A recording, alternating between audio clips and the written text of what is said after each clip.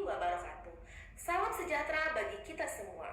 Minggu ini sudah memasuki pertemuan ke-13 dengan mata kuliah perilaku konsumen dengan topik riset konsumen bersama saya Anissa Fitri SPMSI, dosen program studi agribisnis pangan Politeknik Negeri Lampung. Sebelum kita memasuki materi riset konsumen, kita harus mengetahui dulu apa itu riset konsumen. Riset atau research berasal dari kata bahasa Inggris yang berarti penelitian. Penelitian berarti mencari lagi yang baru. Bagaimana kita menggali sesuatu yang baru dilatar belakangi oleh fenomena. Maka kita bisa melakukan research atau penelitian. Research berbeda dengan pengamatan. Karena kalau research itu menggunakan metode dan cara prosedur yang ilmiah di dalam ilmu pengetahuan.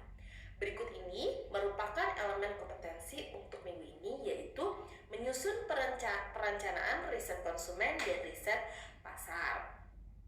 Pertanyaan yang mendasar terkait dengan riset konsumen adalah mengapa konsumen harus diteliti?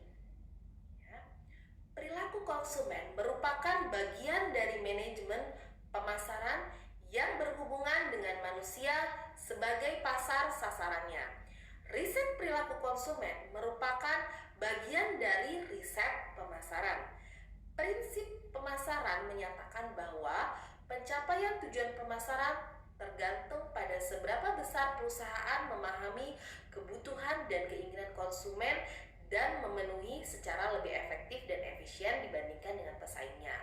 Untuk itu, perusahaan harus memiliki informasi mengenai siapa pelanggannya dan bagaimana karakteristik dan perilakunya. Ada beberapa alasan mengapa informasi konsumen sangat-sangat dibutuhkan. Yang pertama adalah tekanan persaingan. Adanya perubahan pola konsumsi masyarakat yang beralih dari belanja offline menjadi online membuat eksistensi toko offline dan online sehingga mengakibatkan adanya persaingan bisnis. Pebisnis perlu melakukan inovasi dalam penjualan, merupakan suatu keharusan untuk bisa dapat berkompetensi di pasar. Yang kedua, pasar yang terus tumbuh. Kegiatan pemasaran akan semakin kompleks dan luas konteksnya karena semakin banyaknya perusahaan beroperasi pada pasar domestik maupun pasar luar negeri.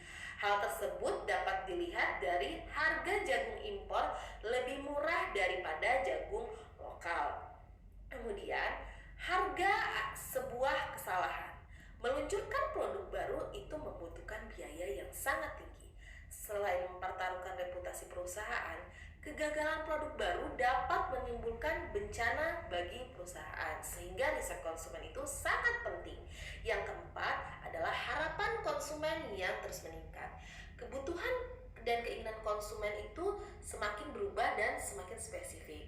Kekurangan informasi mengenai konsumen akan menyebabkan kerugian juga. Tahapan riset konsumen. Yang pertama adalah mendefinisikan masalah sasaran riset. Biasanya dapat dilihat dari data-data penjualan produk, apakah penjualan mengalami kenaikan atau penurunan. Yang kedua adalah mengembangkan rencana riset dan pengumpulan data. Setelah data-data penjualan dikumpulkan, lakukan studi literatur untuk mengetahui teori-teori yang berkaitan dengan riset dan kemudian membuat kuesioner. Yang ketiga adalah implementasi rencana riset berupa pengumpulan data melalui kuesioner yang disebarkan ke konsumen dan melakukan penilaian. Hasil dari kuesioner tersebut ditabulasi dan dianalisis dengan metode-metode analisis riset konsumen seperti analisis deskriptif, IFA, Fishbane, dan sebagainya. Kemudian yang keempat adalah hasil dari analisis tersebut diinterpretasikan dan adanya pelaporan hasil riset. Hasil riset tersebut bisa bentuk pengembangan produk, perbaikan produk, strategi pemasaran, dan lain-lain. Beberapa contoh latar belakang dari riset konsumen. Yang pertama adalah terkait dengan masalah sebuah perusahaan tidak mengetahui persepsi pada para pelanggannya. Kemudian, seberapa responsif pelanggan terhadap perubahan harga. Yang ketiga, apakah konsep produk baru sudah sesuai dengan kebutuhan dan keinginan pelanggan? Yang keempat, mengapa pangsa pasar perusahaan dapat bertahan sebagai yang terbesar selama 10 tahun terakhir? Apakah karena loyalitas konsumen yang tinggi atau yang lain? Kemudian yang kelima, bagaimana preferensi pasar tersebar di Jawa Barat tentang cairan pembersih lantai. Yang keenam, bagaimana sikap pelanggan terhadap air minum isi ulang merek Fresh from Polymela. Berikut ini merupakan daftar pustaka yang digunakan untuk topik hari ini.